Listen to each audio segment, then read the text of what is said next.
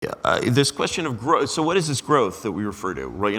And for me, this is entirely within, I'm a mercantilist, and this is entirely within the utilitarian school of economics. Both the US and the USSR both do this GDP thing. This was not a statistic that anyone had heard of before, the early 20th century.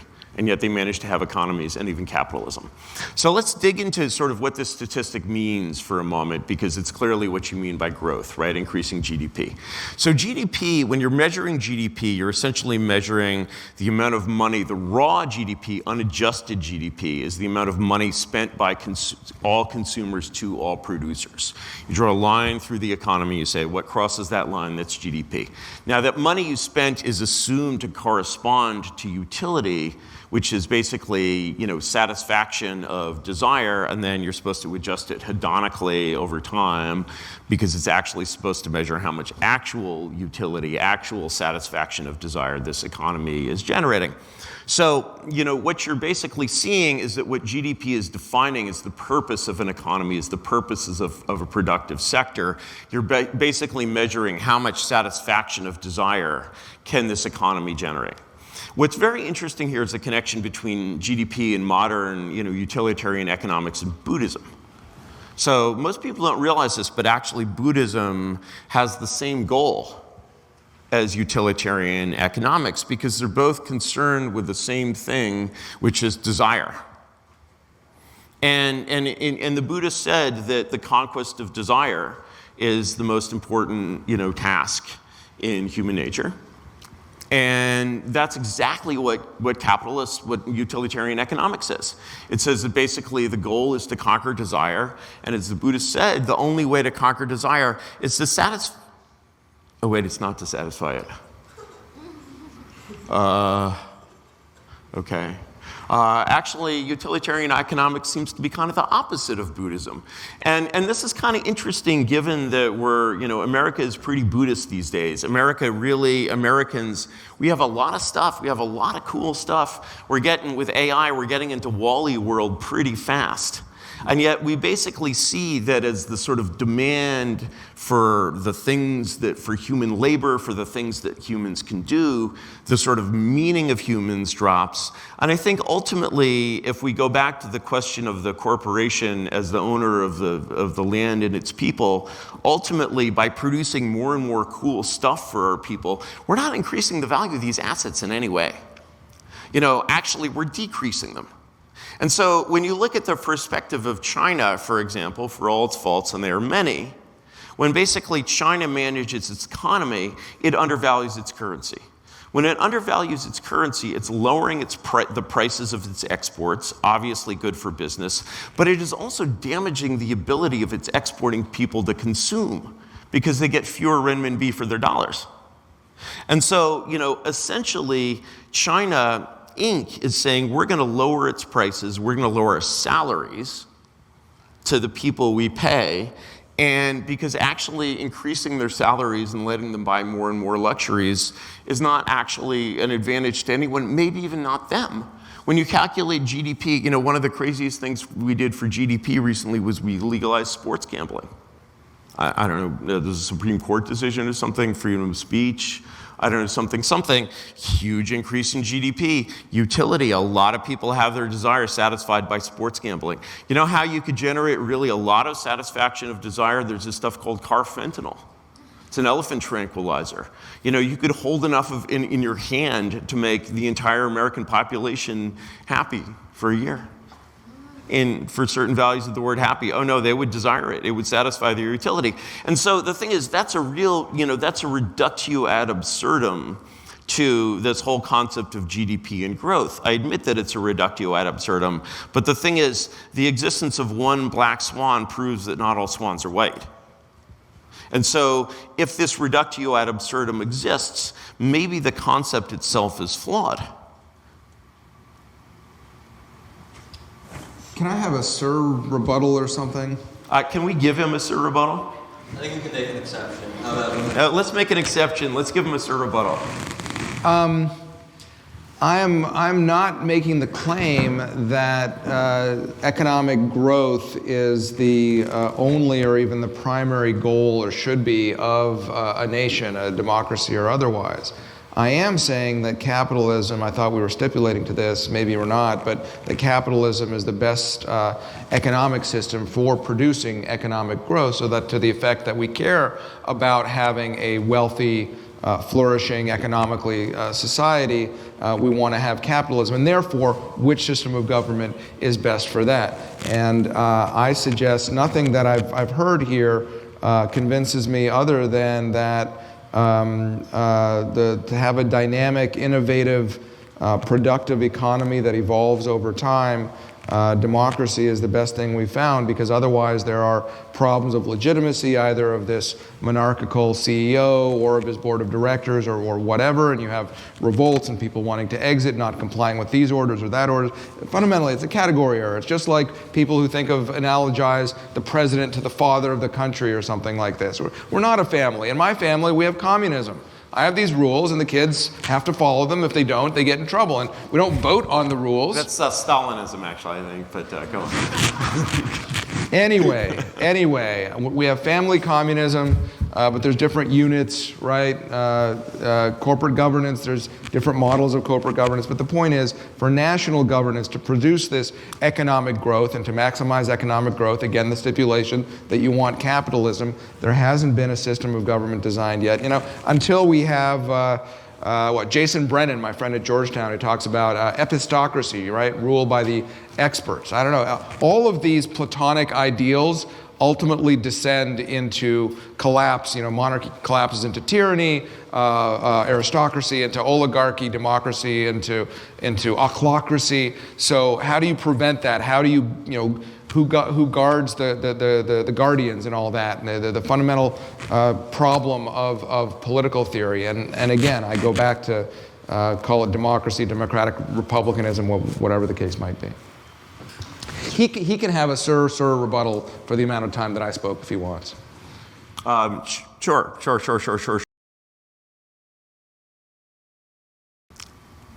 Corbin? Another question from the faculty? I just think all those pre-modern examples are inapposite one way or another. Gentlemen, thanks so much for the debate. I'm Professor Tim Kaine, Professor of Economics at UATX. So he's going to tell us what we all got wrong about the economic portion. He's going to tell us that really Buddhism and economics do agree. Guys. So, no, Buddhism, that's like the pizza shop when you go and ask for one with everything. My students today were talking with me about value and utility, so it's great to hear that brought up. But, it's interesting. China's GDP, I think, now maybe rivals America in sheer size, but the relevant metric is GDP per capita. So in China, it's about $16,000 per person. Here in the US, it's about $50,000. That seems to end the debate right there. And I would think that China's GDP is kind of at our pleasure. And that's about to be shut down, I think, because if they're exploiting and spying. So there's so much wealth and prosperity. And then maybe if you were to ask about, peace in the world, most countries are peaceful, either are the United States or have American troops there that have deterred wars. So I don't understand why there would be any suspicion or question that America's democracy is the best. It's proven to be the best. And the question is to you, Mr. Yarvin, what country that's a monarchy has been successful in doing anything more than catching up? Have they innovated more than us? Have they invented new things that haven't been invented here in anything close to what we have with our free democracy? Simple question. Let me answer the second question first. I have a lot of examples, but since we're speaking English here, I'm just going to go for the monarchy of one of my favorite kings, Charles II, in which, for example, the Royal Society was founded, Newton did his work, and so on and so forth. If you're going to restrict your examples to the last 200 years, it's funny, I was talking with Apano, just this morning, and we mentioned a word that historians use sometimes, which is presentism, i.e. basically the sort of othering of the past and the refusal to accept it as an even relevant example. And I sort of feel this term isn't strong enough. I would say present supremacism. So as a present supremacist, obviously you've othered Charles II and he doesn't matter at all. When it comes to basically the GDP and the relative productivity of China and America, you can look at numbers all day. What I simply would like to say is that basically when I look at realities on the ground, remembering my Trenton example, when I look at realities on the ground, what I see is that, the America, you know what America is economically? America is Argentina, plus a reserve currency, plus nukes, plus Silicon Valley and Hollywood. Anything else is nothing. You can throw it away. It's toilet paper. And so given the fact that I think we'll probably stay ahead in Hollywood, I'm not looking for Hollywood to be outcompeted by Chinese movies anytime soon. When I see the great citadels of capitalism that don't have what the Chinese have, SpaceX, TSMC, oh wait, that's in China, according to official US policy, and ASML, which is basically American technology, even though it's in the Netherlands. Those are the things that the Chinese don't have, and they are working very hard on getting them. And so when you basically, again, refer to this GDP, what you're talking about is how much fun can the government buy for its citizens. Well, we're buying a lot of fun for our citizens. We're running a trade deficit with China of something like $1 trillion. No, what's our trade deficit with China? It's not all that. It's like 600 billion, something like that. Donald Trump, for all his faults, seems to have a very clear economic trade deficits don't matter. Deficits do. And America may go have the Argentina parallel, and I thought this is where you were going with it, with the debt and what that looming cliff is going. I can't disagree more. I think trade deficits are super important because of the P&L of nations. Actually, the problem that we have is when you have the world's reserve currency, deficits don't matter. And that is actually a very serious problem because that is preventing us from needing to break even, which is a force that Argentina has holding it together. We actually can borrow our way to infinity, at least until Bitcoin becomes the global reserve currency, then we're pretty host. As far as America's thriving economy, let me tell a story. So in April 2021, after my wife passed, I was like, what do I do? And I drove across the country both ways with my, teenage, preteen children. And we're driving back across the country. And I'm tired of Jack in the Box. And I look at the map, and there's a town called Russell, Kansas, about 10 miles off the freeway. And Russell, Kansas, on paper, in statistics, a flourishing town, the hometown of Senator and former Vice President Bob Dole. I'm like, let's go to Russell and find a restaurant and have lunch. We drive to Russell. I cannot find even a restaurant, anything living on the streets of Russell. It is like it's Tuesday. It's the middle of the day. It's like a nuclear bomb is going off there. Yes, it was still kind of COVID-y, but it was like a nuclear bomb had gone off in Russell, Kansas, and there were no restaurants. We had to drive to near the freeway to go to a restaurant. And, the thing is, the condition of, there's this thing where you compare the condition of Hiroshima in 1945 and the condition of Detroit in 1945 to their present condition. Oh my God, right? The thing is just, you're seeing ruin. So, when you basically see, the world through statistics, there's something that Thomas Carlyle, there's a great paper of Thomas Carlyle's, it's in the essay Chartism, but it's the condition of England. But other places have flourished. I don't think Detroit's decline is due to insufficient economic command and control from Washington. No, I think it's due to democracy. It seems to have happened under democracy. I mean, you're comparing China to, the U.S. The U.S. starts in 1945 with democracy. You don't and think Detroit President as it CEO was. would have sold Detroit for scrap to private equity? Private equity would probably do something better with it, to be honest. Brett. I'm Patrick Gray. I'm the Dean of Arts and Letters here at the University of Austin. I've got a question for you, Mr. Yarvin. In terms of the question posed under debate, it would be about, we could say, other kinds of capital, like social capital, political capital. To put it in kind of terms of intellectual history, I'm talking about what Hegel or maybe the early Marx would call subjective alienation. And what I mean is, it seems like sometimes when we're talking about utility or maximizing assets, there's a very reductive materialistic understanding of that in play. And what if the asset to be maximized is something like agency, ownership, the self-esteem that comes with a feeling of being a citizen and meaningfully participating in one's own governance?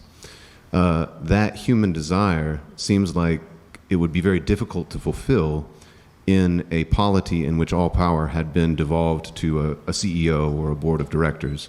So I'm curious how you fit that kind of human desire into your picture of the ideal society. Great question. So you're referring to, this is the same question in some ways that Abraham Lincoln asked in his Lyceum speech, where he spoke of, how does the system of government that we have, of course he was talking about how to constrain it, not how to use it. How does our system of government, handle, and he said, men of the tribe of the lion and the family of the eagle. Amazing order, right? And so the thing is, first of all, what you're describing in terms of sort of the human need for meaning, you're probably familiar with Maslow's pyramid of needs, where, the most basic need of a human being is air. If you don't have enough air, you don't give crap about anything else. Then it goes to water, food, sex, and so on and so forth. And what you see in all his societies historically is that the aristocracy, the ruling class, the top people in the system, there's no system of equality that has ever existed, and the top people in the system are always at the top of Maslow's pyramid of needs. So, and one of the needs at the top is this need for, people describe it normally in the way you did, very elliptically, is the desire for power. And so essentially you're like, okay, what happens to the desire for power in a monarchy? Okay, and the answer is very simple. You rise within that, that pyramid-shaped org chart. You can, if you want power, go into the army. You can become a general. You also have subsidiary structures called capitalism and companies. You want power, become a VP, become a founder, become a CEO. You think those people, don't have their sense of power and meaning satisfied? What? Right, and so actually there are a lot of outlets for this trait. The outlet that we actually, apply currently is actually, I think, actually a pretty terrible outlet in terms of, the subjective value of the individual. We give them fake power. We basically let them, vote for president and pretend the president is in control of the government, which is basically like letting people in England vote for, King Charles III. Imagine if you had an election to elect the King of England and he had just the same powers that the King of England has today, is a royal celebrity, probably, essentially a crown Kardashian. Maybe Kim Kardashian would even win. You'd have President Kardashian, the symbol of, she's not even British, but what does it matter, nor was George the First, and, you'd get the same thrills out of it and it would be totally BS. And that's, in effect, what we've done. When people basically participate in politics, they're using the same part of their brain with which they become sports fans. Corbin, I think we have time for one more question. Then I'll take my privilege and ask the final question. Professor Shapiro, I'd like to ask you, Mr. Yarvin said that the purpose of governments is to maximize the value of the assets. Do you buy that? I mean, a lot is hanging on those definitions. Exactly. If you define assets as, the value of all real estate, property, cash holdings in the country, I'm not sure that's right. Well, it's missing the human capital. Okay, so you're valuing, anyway, no, I think the purpose of government is to allow, set the conditions for maximal human flourishing, period. Thank you both for coming out tonight. Constantine is going to deliver some brief final remarks, and then everyone here is free to go. Awesome. Thank you so much, gentlemen, for debating tonight. Great job.